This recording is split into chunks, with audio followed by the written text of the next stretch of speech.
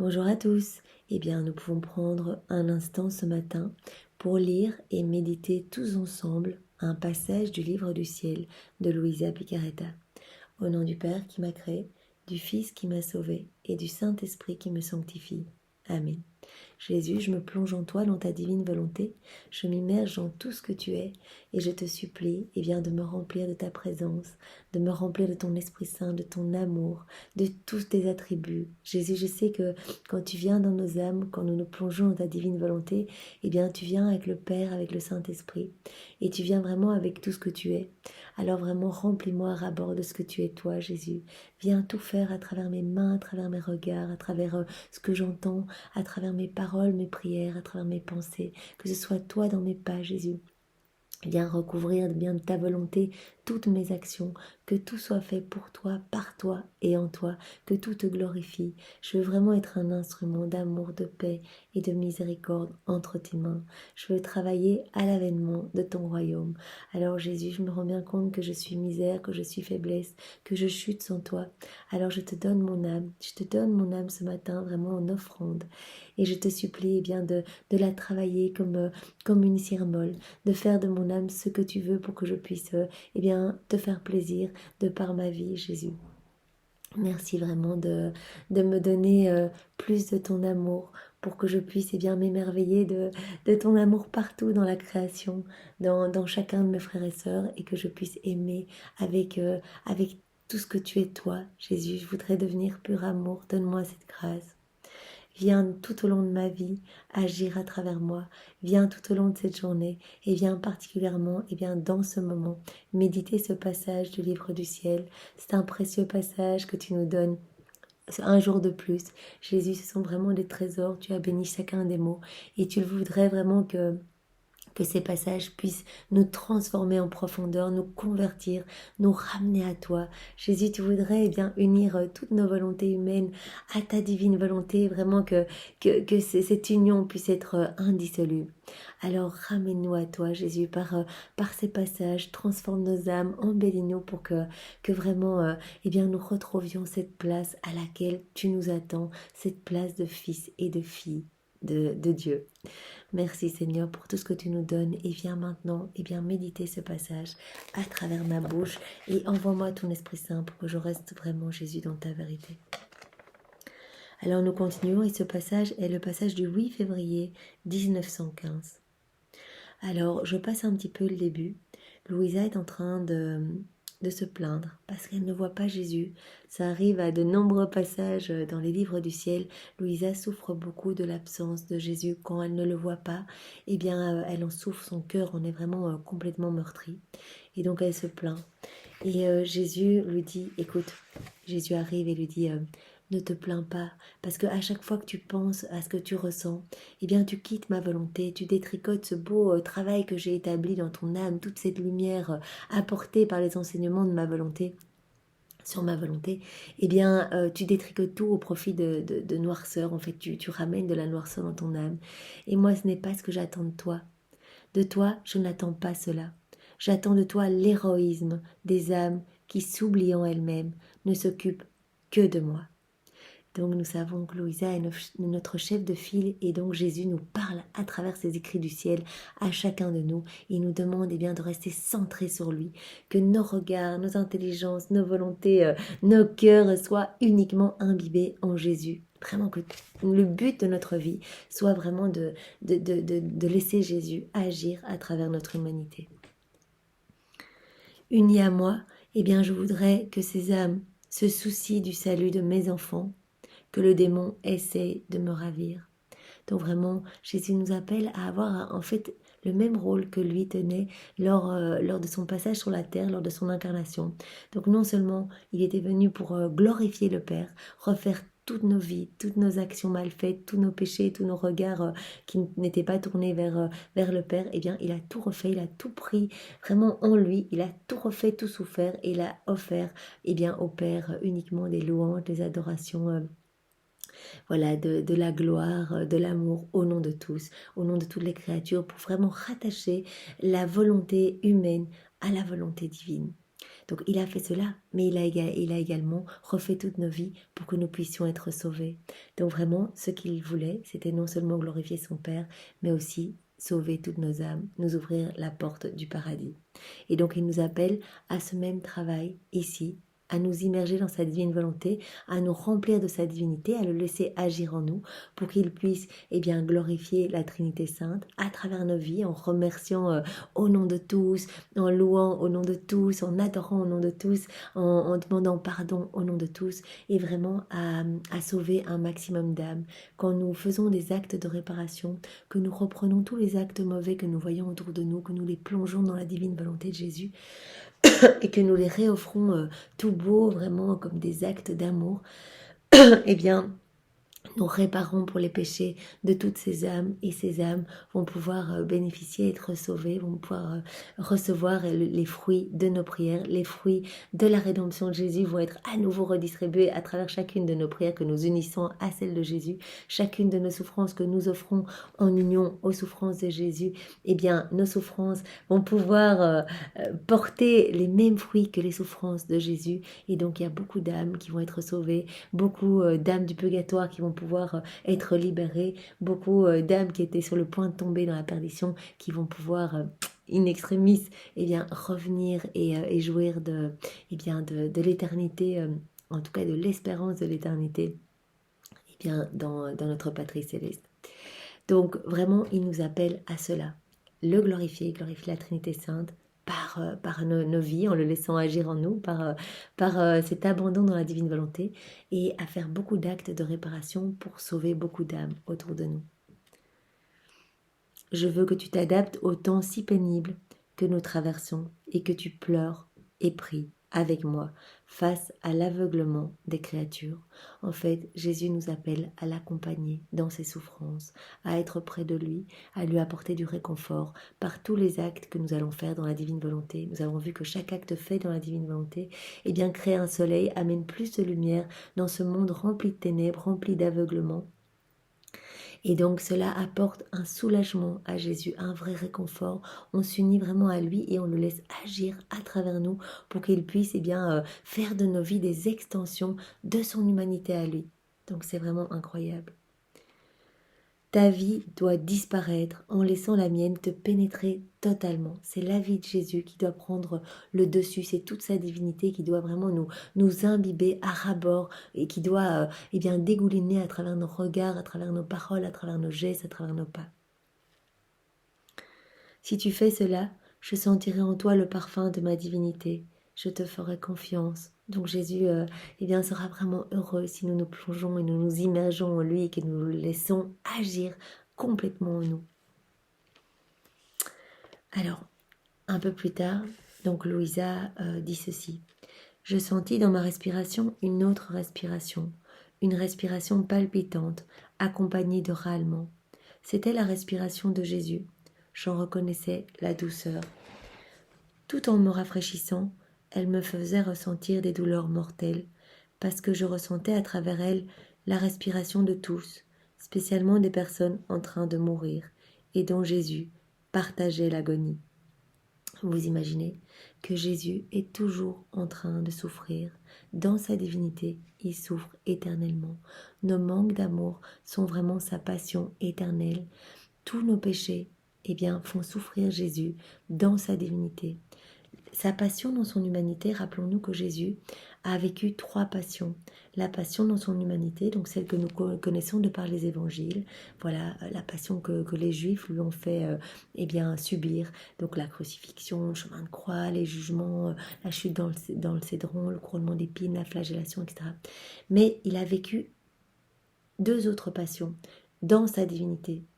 La passion de l'amour, c'est-à-dire la passion de tous nos actes qui ne l'aimaient pas, en fait. Nos actes qui ne répondaient pas à son amour.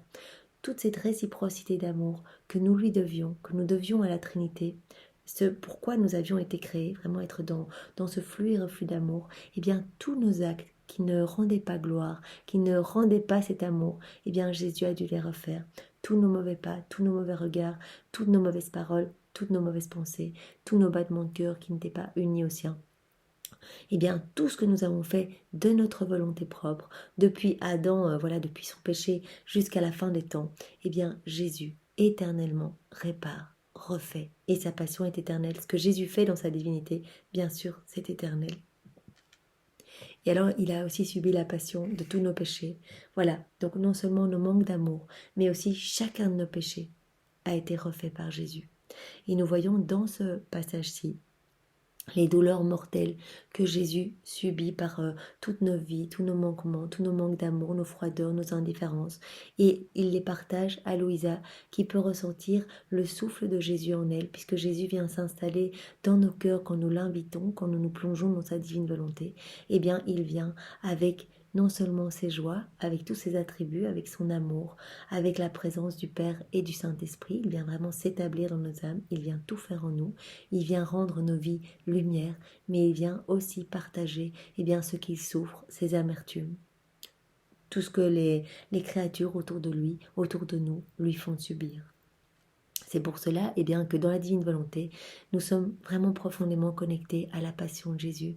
Au plus nous nous plongeons dans la divine volonté, au plus nous allons recevoir un amour pour méditer les heures de la passion, pour être tout près de Jésus, pour le consoler à chaque instant, parce que nous allons ressentir ses souffrances à travers les différents vices que nous allons voir autour de nous.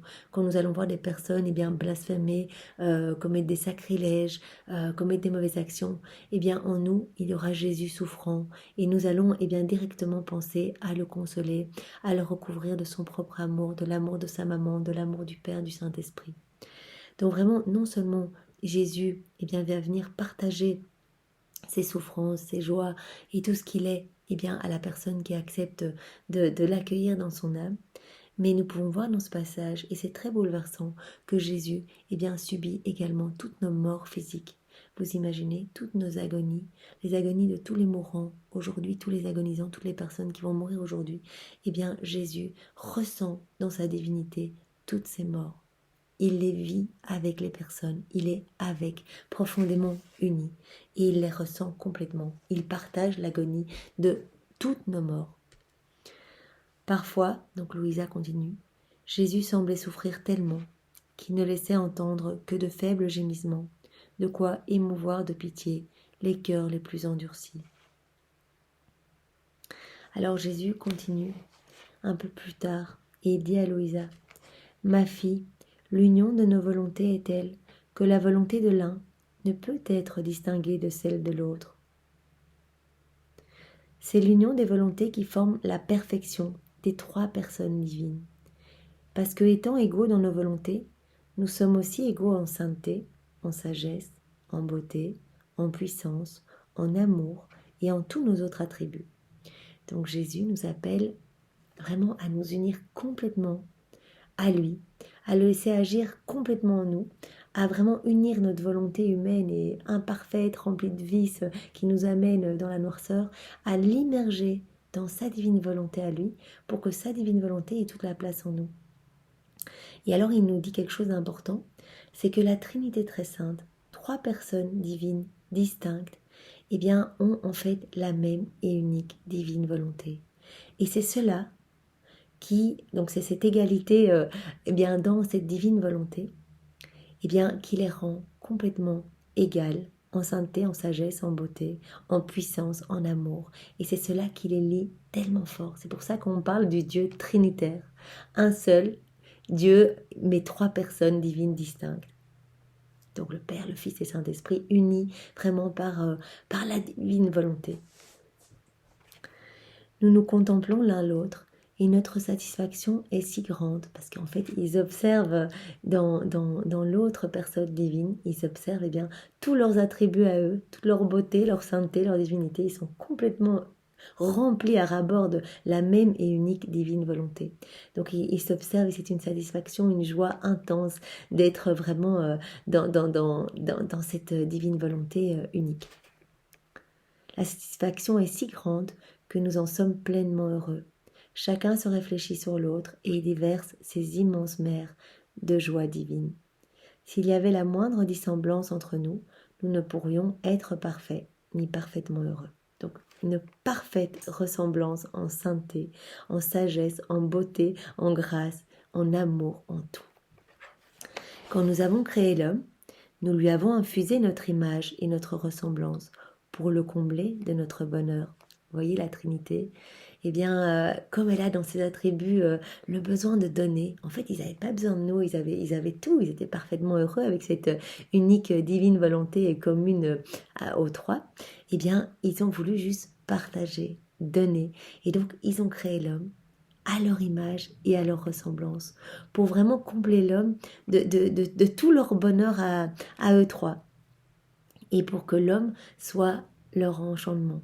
Parce qu'ils avaient envie vraiment de pouvoir se contempler en fait dans l'homme, voir leur image, leur ressemblance, leur beauté, leur sagesse, vraiment que l'homme fasse partie de ce trio de la Trinité, que l'homme soit complètement uni à la Trinité Sainte.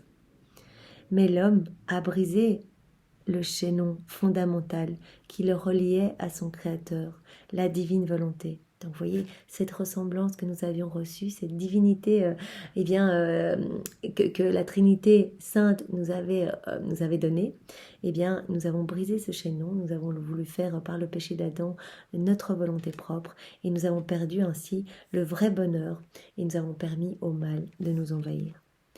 En conséquence, nous ne pouvons plus nous délecter en lui, puisque nous avons perdu cette ressemblance.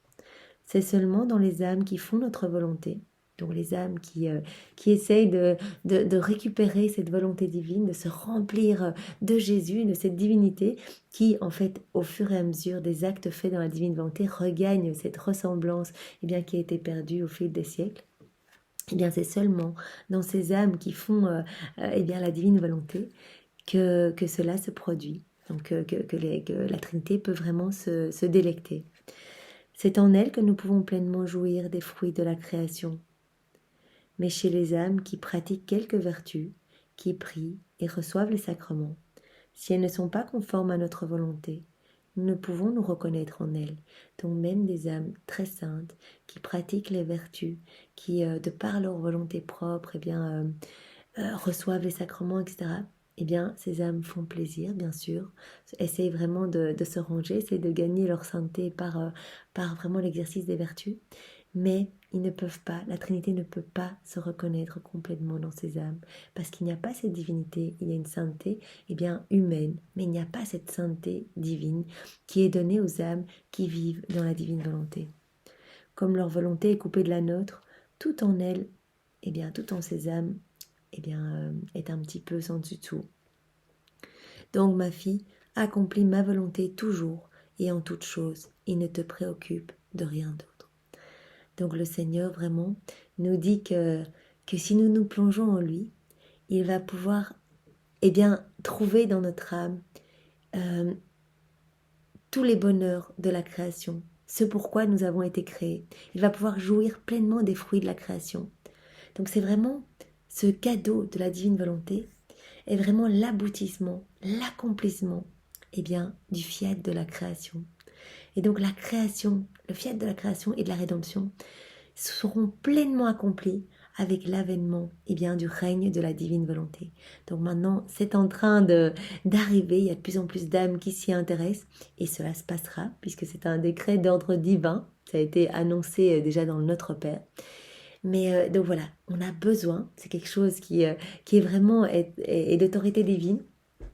On a besoin de ce fiat de la sanctification, de cette vie dans la divine volonté. La Trinité a besoin de la vie divine dans les créatures, de pouvoir distribuer cette vie divine en abondance, en laissant vraiment Jésus venir faire tout en nous, pour donner du sens à la création, pour revenir en fait à ce qu'ils avaient prévu au moment de la création, et ce qui a été un peu saccagé par la volonté propre de l'homme.